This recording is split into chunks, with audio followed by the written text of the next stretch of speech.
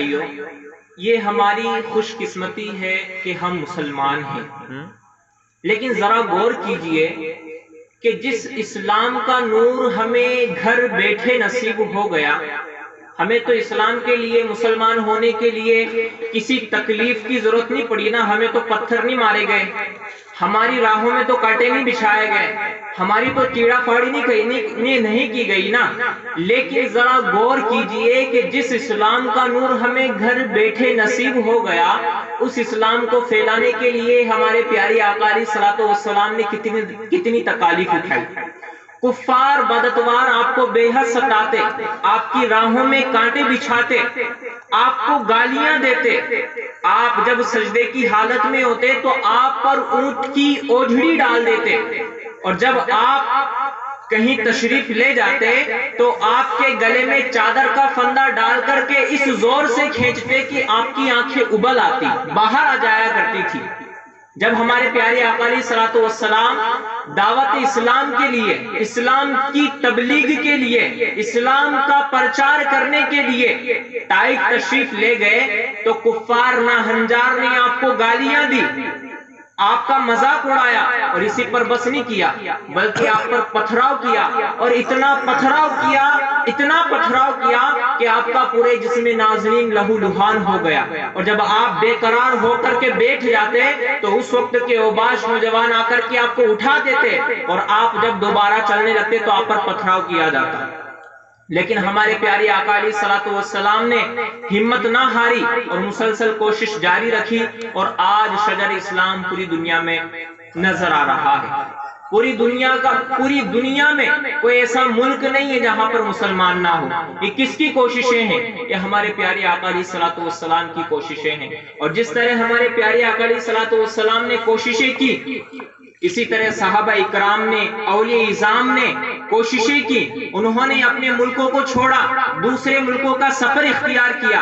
آج جو ہندوستان میں مسلمان نظر آتے ہیں تو یہاں تو کوئی نبی پیدا نہیں ہوئے، یہاں تو حضرت خواجہ غریب نواز یہ اسلام لے کر کے آئے ہیں، اور آپ کی پیدائش کوئی ہندوستان کی نہیں ہے، آپ ایران کے شہر سنجر کے رہنے والے تھے، لیکن آپ نے اسلام کی خاطر اپنا سب کچھ چھوڑا، اپنے بال بچوں کو چھوڑا اور ہندوستان میں آئے، اور یہاں پر آ کر کے 90 لاکھ لوگوں کو کلمہ پڑھایا، مسلمان کیا، اور آج ہم لوگ مسلمان نظر آ رہے ہیں۔ اسی طرح آپ دیگر ملکوں میں جائیں گے، ملیشیا میں جائیں گے، انڈونیشیا میں جائیں گے، دنیا کے کسی بھی ملکوں میں جائیں گے، وہاں پر آپ کو یا تو صحابی ملیں گے، یا پھر تابعین ملیں گے، یا پھر اولیاء اعظام ملیں گے، اور انہی کی بدولت وہاں پر اسلام پھیلا ہے۔ تو میرے پیارے اسلامی بھائیوں، اسلام تو پھیل گیا، لیکن اس میں غور کرنے والی بات یہ ہے کہ ہمارے بزرگوں نے، ہمارے پیارے آقا کریم علیہ الصلوۃ والسلام نے کیا اس لیے ان کافروں کے پتھر کھائے تھے؟ کیا اس لیے ہمارے پیارے آقا علیہ الصلوۃ والسلام نے ان کافروں کی گالیاں کھائی تھی؟ کیا ہمارے بزرگان دین نے اس لیے اپنے گھر بار کو چھوڑا تھا کہ آگے چل کر کے مسلمان ذلیل و خوار ہو، آگے چل کر کے مسلمان مظلوم بنے، آگے چل کر کے مسلمان ذلیل و خوار ہو؟ کہ اسی لیے ہمارے بزرگان دین نے اتنی تکالیفیں اٹھائی تھی؟ آج آپ کشمیر کے حالات دیکھیں، آپ برما کے حالات دیکھیں، آپ سیریا فلسطین کے حالات دیکھیں، آج آپ پوری دنیا میں مسلمانوں کو اٹھا کر کے دیکھ لیں کہ مسلمانوں کے حالات کیا ہیں۔ کیا اسی لیے ہمارے بزرگان دین نے پتھر کھائے تھے؟ کیا اسی لیے ہمارے بزرگان دین نے تکالیفیں اٹھائی تھی کہ مسلمان پریشان ہو، مسلمان ذلیل و خوار ہو، مسلمانوں کو غلام بنایا جائے؟ نہیں میرے پیارے اسلامی بھائیوں، ہم اپنی 1400 سالہ تاریخ پڑھ لیں، مسلمان ہمیشہ سے عزت و تخت و تاج کے مالک تھے، لیکن آج مسلمانوں کے حالات دیکھ کر کے کلیجہ منہ کو آتا ہے۔ ایسا کوئی درد رکھنے والا دل نہیں جو مسلمانوں کی موجودہ پستی، ذلت و خواری و ناداری پر نہ روئی ہو، ایسا کوئی دل نہیں جو مسلمانوں کی غربت و مفلس و بے روزگاری پر نہ رویا ہو، ایسی کوئی تڑپ رکھنے والا دل نہیں جو مسلمانوں کی جو ہے پریشانی پر نہ رویا ہو۔ حکومت ان سے چنی، مال و دولت سے یہ محروم ہوئے، دنیا کی ہر مصیبت میں آج مسلمان مبتلا ہے، لیکن پیارے اسلامی بھائیوں، ان حالات کو دیکھ کر کے کلیجہ منہ کو آتا ہے۔ لیکن اب صرف رونے گڑ گڑانے سے کام نہیں چلے گا، بلکہ ہم نے اس کا حل تلاشنا ہے کہ آج پوری دنیا میں جو مسلمان ذلیل و خوار ہے، مسلمان پریشان ہے، اس کا حل کیا ہے؟ ہماری اس سے پہلے کئی سارے لیڈران آئے اور آ کر کے طرح طرح کے مشورے دینے لگے کہ مسلمان ذلیل و خوار ہو رہے ہیں، ایسا کرے گورنمنٹ جاب کر لے، مسلمان ذلیل و خوار ہو رہے ہیں ایسا کر لے کہ وہ کاروبار کر لے، مسلمان ذلیل و خوار ہو رہے ہیں ایسا کرے کہ وہ مزدوری کے لیے چلا جائے، مسلمان ذلیل و خوار ہو رہے ہیں ایسا کرے گیتی پھاوڑا اٹھائے اور نیمے کھودے۔ ہم لوگوں نے ان کی تمام باتیں سنی، لیکن وہ کہتے ہیں نا کہ جو جو مرض بڑھتا گیا جو جو دوا کی، یعنی جب جب ہم نے ان کی باتوں کو مانا لیکن اس کا حل نہیں ہوا، مسلمان اور ذلیل و خوار ہوتے گئے، مسلمان کا حل نہیں نکلا۔ یعنی کہ ان نادان لیڈروں کی مثال اس نادان ماں کی سی تھی کہ جس ماں کا بچہ پیٹ کے درد سے رو رہا ہے اور ماں اس کو دوا دینے کے بجائے کچھ دیر دودھ تو پلا دیتی ہے، وہ بچہ خاموش تو ہو جاتا ہے لیکن اس کے مرض کا علاج نہیں ہوتا۔ اور جو ہمارے اصل لیڈران تھے، جو ہمارے اصل رہنما تھے، جو ہماری صحیح رہنمائی کرنے والے تھے، انہوں نے ہم سے کہا کہ اے مسلمانوں، وہ تمہارا صحیح راستہ نہیں ہے، اس میں تمہاری کامیابی نہیں ہے، تمہاری کامیابی تو ادھر ہے، ادھر آؤ، یہ بندگی خدائی، وہ بندگی گدائی، یا بندہ خدا بند یا بندہ زمانہ۔ لیکن ہم نے ان کی باتوں پہ کان نہ دھرا، ہم نے ان کی ایک نہ سنی اور اپنی منمانی میں لگے رہے۔ آج ہم نے خوب پیسہ کمایا، آج ہماری پوری نوجوان نسل جو ہے بگڑ کر کے دھول ہو چکی ہے، لیکن ہماری ترقی کے اور ہماری کامیابی کے جو راز بتاتے تھے، ہمارے علاج بتاتے تھے، ان کا کچھ علاج، ان سے ہمارا کچھ فائدہ نہیں ہوا، اور ہماری حالت اس لطیفے جیسی بن چکی ہے کہ ایک بوڑھا شخص ایک ڈاکٹر کے پاس جاتا ہے اور جا کر کے کہتا ہے کہ حکیم صاحب میری نگاہ کمزور ہو گئی ہے۔ تو ڈاکٹر صاحب کہتے ہیں بڑھاپے کی وجہ سے۔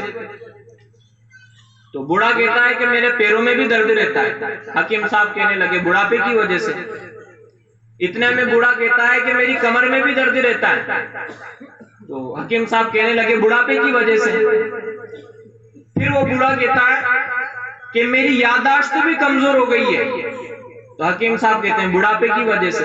اتنے میں بوڑھے کو آتا ہے غصہ اور کہتا ہے کہ اے بیوقوف حکیم، تو نے پوری زندگی میں، تو نے پوری حکمت میں بڑھاپے کے علاوہ کچھ سیکھا بھی نہیں سیکھا۔ تو حکیم صاحب کہتے ہیں کہ بوڑھے میاں آپ کو جو مجھ پر بیجا غصہ آیا یہ بھی بڑھاپے کی وجہ سے۔ تو پیارے اسلامی بھائیوں، یہ ایک لطیفہ تو تھا، لیکن اس حکایت جیسی ہماری حالت ہے۔ آج ہم نے اپنی حکومت کھو دی، ہم نے پوری دنیا پہ حکومت کی ہے نا، ہم نے اپنی پوری حکومت کھو دی۔ آج ہمارا عزت و وقار سب کچھ ختم ہو گیا، دنیا میں بے روزگار ہم ہیں، ذلیل و خوار ہم ہیں۔ کس وجہ سے؟ اسلامی زندگی ہم نے چھوڑ دی اس وجہ سے، اور کوئی وجہ نہیں ہے، اور کوئی وجہ نہیں ہے ہماری ذلت و خواری کی۔ خواری از مہجوری قرآن شدی، شکوہ سنج گردش دورہ شدی۔ آج ہم جو ہے شکوے کرنے میں مصروف ہے کہ زمانے نے ہمیں جو ہے ذلیل و خوار کر دیا، زمانے نے ہمیں پریشان کر کے رکھ دیا۔ ارے نہیں، علامہ اقبال فرماتے ہیں خواری از مہجوری قرآن شدی، شکوہ سنج گردش دورہ شدی۔ اے مسلمان، تو یہ شکوے کرنے میں مصروف ہے کہ زمانے کی گردش نے ہمیں ذلیل و خوار کر دیا، ایسا نہیں ہے۔ تیری اصل ذلت کی وجہ یہ ہے کہ تو قرآن سے دور ہو گیا ہے، اور وہ معزز تھے زمانے میں مسلمان ہو کر، اور ہم خوار ہوئے تارک قرآن ہو کر۔ ہماری اور ذلت و خواری کی کوئی اور وجہ نہیں ہے۔ علامہ اقبال وہ خود فرماتے ہیں کہ میں رحمت اللہ تعالی علیہ کہ میں اللہ کی بارگاہ میں حاضر ہوا، یعنی جو روزہ نماز ہوتا ہے کرنے لگا، اور میں نے اللہ سے شکوہ کیا کہ پروردگار عالم، پوری دنیا میں ہم ہی تو ہیں تیرے ماننے والے، پوری دنیا میں ہم ہی تو ہیں تیرے ماننے والے، اور کون مانتا ہے تجھے ہمارے علاوہ؟ اگر نصرانی تجھے مانتے ہیں تو تیرا بیٹا بھی بتاتے ہیں تجھے واحد نہیں مانتے، واحد ماننے ایک ماننے والے ہمیں۔ اگر یہودی تجھے مانتے ہیں تو وہ حضرت عزیر کو تیرا بیٹا بتاتے ہیں، لیکن ایک ماننے والے کون ہیں؟ ہم ہیں۔ پھر زمانے میں ذلیل و خوار بھی ہمیں۔ تو یاد ہے جواب کیا آیا؟ تو جواب یہ آیا کہ کلمہ تم میرا تو پڑھتے ہو لیکن اپنا آئیڈیل کسی اور کو سمجھتے ہو۔ سمجھ میں آئی بات؟ آج جو ہم ذلیل و خوار ہو رہے ہیں، کلمہ تو پڑھ رہے ہیں لیکن ہمارے آئیڈیل ہمارے پیارے آقا علیہ الصلوۃ والسلام نہیں ہے، بلکہ کوئی اور ہے۔